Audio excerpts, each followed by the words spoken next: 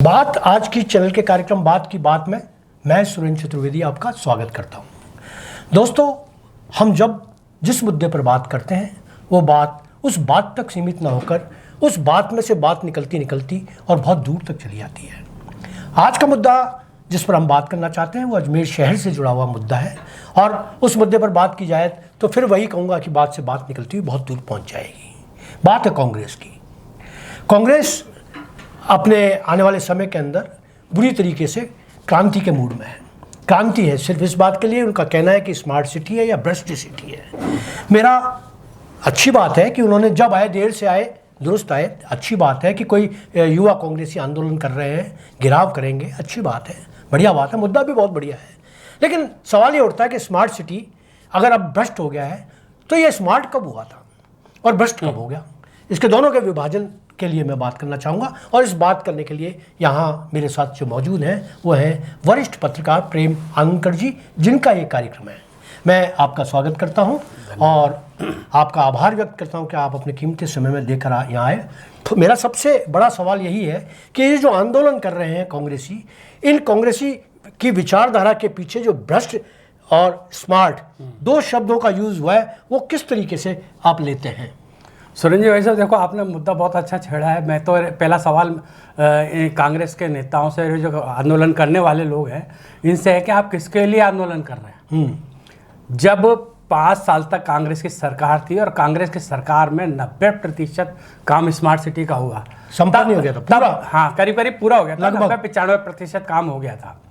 तो तब आपको कोई भ्रष्टाचार नहीं दिखा, तब आपको आनासागर नहीं दिखा, तब आपको चौपाटी नहीं दिखी, तब आपको 7 वंडर्स नहीं दिखे, तब आपको शहर की सड़कें नहीं दिखी, तब आपको एलिवेटेड का में जो गुणवत्ता के अभाव में एलिवेटेड बन रहा था तब नहीं दिखा था। तो अब आप किसके लिए कर रहे हैं भाई? और भ्रष्टाचार फिर उसके बनने के बाद जब आपने मुंह नहीं खोला तो तब आप क्या मानते हैं कि आप उस समय भ्रष्टाचार नहीं हुआ था? और मेरा तो जैसा आपने सवाल पूछा है वही सवाल दोहरा रहा हूँ कि फिर भ्रष्टाचार कब हुआ? जब उस समय आप भ्रष्टाचार नहीं मान रहे थे, मुंह पे चुप्पी साध के बैठे थे, और अब आप भ्रष्टाचार का राग अलाप रहे। तब या तो आपको उस समय आप आवाज़ उठानी चाहिए थी, उस समय आपने आवाज़ क्यों नहीं उठा रहे? आपको आवाज़ उठाने से रोका किसने था? जिस तरह से आज आवाज़ उठा रहे हैं उस तरह से आपको पहले भी। क्या यूथ कांग्रेस जो 11 तारीख को प्रदर्शन करने वाला सोमवार को, क्या उस समय यूथ कांग्रेस नहीं था? कांग्रेस की एक बड़ी विंग है यूथ कांग्रेस। यूथ कांग्रेस नहीं था? कहाँ गए थे यूथ कांग्रेस के लोग? कहाँ गए थे कांग्रेस के लोग? और आज भी यूथ कांग्रेस जिन मुद्दों को लेकर आंदोलन कर रहा है, तो ये मुद्दे तो पहले भी थे। अब देखिए, अब मैं आपको एक चीज़ बताऊं, इसमें सबसे बड़ी बात है, केवल कांग्रेस के 3-4 संगठन हैं सुरेंद्र जी भाई साहब। जो मूल कांग्रेस है वो तो है ही, मात्र संगठन है।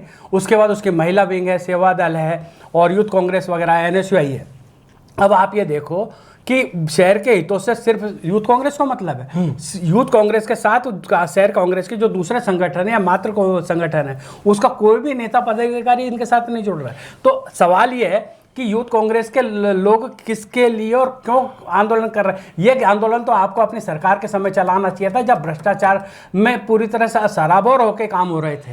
प्रेम जी, मैं आपको बताऊं कि अगर बेचारे ये यूथ कांग्रेस के जो लोग हैं, मैं इनका साधुवाद देता हूं कि कम से कम देर आए दुरुस्त आए। कम से कम ये इतने समय से जब 7 वंडर गिराया जा रहा था तब भी इन्होंने आवाज उठाई थी। इनके मैं आंदोलनों में कोई वो नहीं, ये आंदोलन अगर और पहले हो जाता तो ज्यादा बेहतर होता। अब सवाल ये उठता है कि इस कांग्रेस के अंदर जो मूल कांग्रेस है, कांग्रेस पार्टी, उसका अध्यक्ष ही नहीं है। 7 साल से तो आपका अध्यक्ष नहीं है, आपका कोई संगठन नहीं है, आप घिसे पिटे लोगों से कांग्रेस का काम चला रहे हो। और मूर्छित कांग्रेस जिसको होता है, वो अगर मूर्छित कांग्रेस मोहित जी के हाथ में आ जाता है कि या और किसी लोगों के हाथ में आ जाती है तो ये बेहतर है कि बेटे आ तो गई कांग्रेस। लेकिन सच बात है कि नेतृत्वहीन कांग्रेस है। जिस समय कांग्रेस के कार्यकाल के अंदर जब अशोक गहलोत सरकार थी और ये सारी योजनाएं क्रियान्वित की जा रही थी, तो उसमें डॉक्टर राजकुमार जयपाल थे, डॉक्टर श्री गोपाल बाहेती थे, रामचंद्र चौधरी हैं, और जो अपना महेंद्र सिंह रड़ावत है, ये सारे ही तो लोग थे यार। आज कहाँ हैं वो लोग?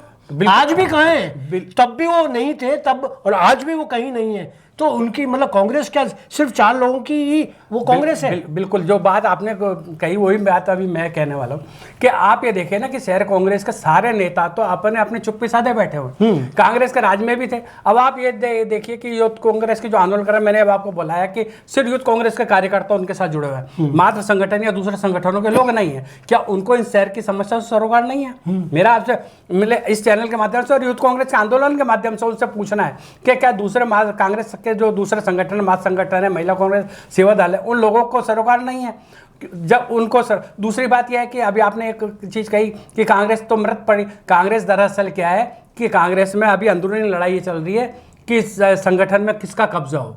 अब सारा ध्यान तो इनका खुद की कुर्सी को पे कब्जा करने में लगा, तो शहर के मुद्दे क्या उठाएंगे? अब आप ये देखो, कांग्रेस के प्रदेश अध्यक्ष गोविंद सिंह डोटासरा जी ने बनते ही सबसे पहला काम ये किया था कि राजस्थान की जितनी शहर और देहात जिला इकाइयां हैं उनको भंग कर दिया था। आपने भंग करने का निर्णय तो तुरंत 5 मिनट में ले लिया, तो बहाल और आपको उनका पुनर्गठन करने का निर्णय करने में आपको 5 साल लग गई, 5 साल हो गई है। अब 5 साल से नेतृत्वहीन कांग्रेस पड़ी हुई है पूरे राजस्थान के अंदर। ब्लॉक अध्यक्ष काम चला रहे हैं, ब्लॉक अध्यक्ष जो कुछ कार्यक्रम कर रहे हैं बिना नेतृत्व के काम चल रहा है। आपने विधानसभा चुनाव लड़ लिया, आपने लोकसभा चुनाव लड़ लिया, आपने पिछले नगर निगम चुनाव लड़ लिया, फिर नगर निगम चुनाव आ रहा है। आपके पास नेतृत्व नहीं है, आपके पास भवन नहीं है, आपके पास एक जाजम बैठने को छत नहीं है। कम से कम बीजेपी ने अपना कार्यालय बनाया कुछ तो क्या। लेकिन सवाल हम बीजेपी की तरफदारी नहीं कर रहे, सवाल ये है कि कांग्रेस है कहाँ, किस मुद्दों के लिए? अगर आज कांग्रेस में जान होती तो क्या इस शहर के अंदर ये भ्रष्टाचार होता? क्या गुणवत्ता का अभाव वाला एलिवेटेड बनता? क्या 7 वंडर्स गलत जगह बन जाता?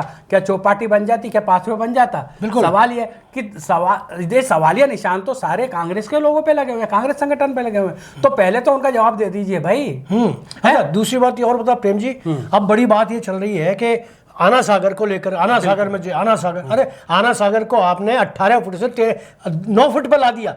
आज 9 फुट पानी है उसका गेज के ऊपर, अभी भी आप बंद नहीं कर रहे हैं उसको, मतलब अभी भी चादर चलाए जा रहे हैं खाली करके, और फिर भरोगे वापस नए सिरे से?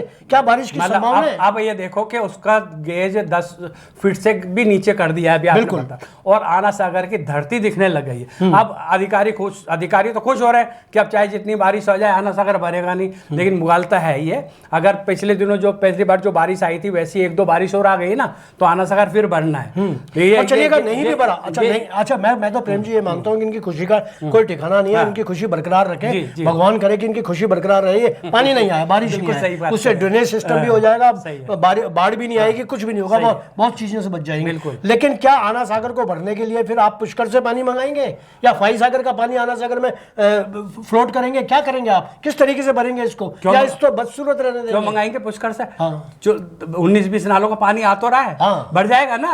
अरे आप ये देखो, आना सागर से पानी लिफ्ट करने की जरूरत ही नहीं पड़ेगी, फाई सागर से पानी लिफ्ट करने की जरूरत। बाड़ी नदी ने फाई सागर का पानी रोक रखा है, तो नाले से तो आ रहा है ना, तो अधिकारियों ने तो आना सागर भरने के लिए रास्ता साफ कर रखा है। बिल्कुल, एनजीटी में झूठा लफनामा दे रखा है, तो नाले है ना साफ पानी। अच्छा, दूसरी बात यह है कि ठीक है, अगर मैं तो ये कहता हूँ कि अभी 26 तारीख को फिर तारीख है ना, और उसमें अशोक मलिक वर्सेस जो गवर्नमेंट है उसकी चल रही है, और उसमें अगर हुआ तो सबसे पहला पॉइंट ये बनेगा कि इस वेटलैंड के अंदर जो वेटलैंड उसको खाली नहीं कर सकते, जिसमें पानी भरा हुआ है उसको आप खाली नहीं कर सकते एनजीटी के उस बिल्कुल कोड के हिसाब से, कि अगर आपने फैसला दे दिया कि नहीं किया जाएगा तो वेटलैंड को खाली कैसे किया जा रहा है? बार बार खाली करते हैं, फिर भर देते हैं, फिर खाली करते हैं। जी भाई साहब, ये जो यहाँ के अधिकारी हैं, मुझे लगता है कि इन्होंने नहीं तो एनजीटी के रूल्स पढ़े ना, पर्यावरण संबंधी जो दिशा निर्देश और गाइडलाइन है उनका इन्हें भान ही नहीं होगा। अगर ये इन्होंने उस गाइडलाइन को पढ़ लिया होता तो आना सागर को 10 गेज से नीचे नहीं ले जाते, आना सागर को बिल्कुल खाली नहीं करते। आज इन्होंने आना सागर का 9 गेज से 10 गेज से भी नीचे पानी लाके उसका पूरा सौंदर्य खत्म कर दिया। जमीन दिख रही है, गंदगी दिख रही है, और उसमें साफ झलक रहा है कि हाँ आपने इसमें मलबा डलवाया था। मलबा चीख चीख के बोल रहा है आना सागर का कि हाँ मुझे इस आना सागर में डलवाया था। तो यहाँ का प्रशासन कर क्या रहा है? यहाँ का प्रशासन, अब बीजेपी के लोग सत्ता में वो कुछ नहीं बोल रहे, कांग्रेस के लोगों को अब आया हो बात करने का, और अब भी नहीं आया। देखिए अभी एक वो ये ना तो कहाँ है डॉक्टर शिव गोपाल बायती, राजकुमार जयपाल, रामचंद्र चौधरी, महेंद्र सिंह रड़ावता, हेमंत भाटी और जितने भी कांग्रेसी जो बनते हैं और अपने आप को कद्दावर मानते हैं और सीट का हकदार मानते हैं।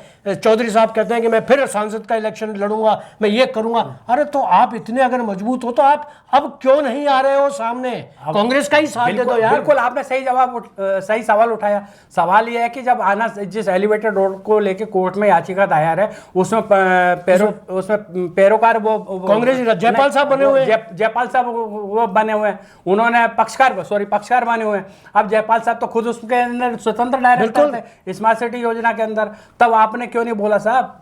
तब आपको सवाल उठाना चाहिए था। लेकिन सवाल ये है कि आप जब बोले नहीं और आप बोल रहे हो तो इसका मतलब जग जाहिर है कि चूंकि आपके सत्ता में होने के कारण आपके मुंह पे चिप्पी थी, आप उसके स्वतंत्र डायरेक्टर रहे, इसलिए नहीं बोले। और अब आप आज विपक्ष में बैठे हैं तो आप उस समय अपने किए हुए निर्णयों का आज आप विरोध कर रहे हैं। आपको उस समय रोकना चाहिए था ना।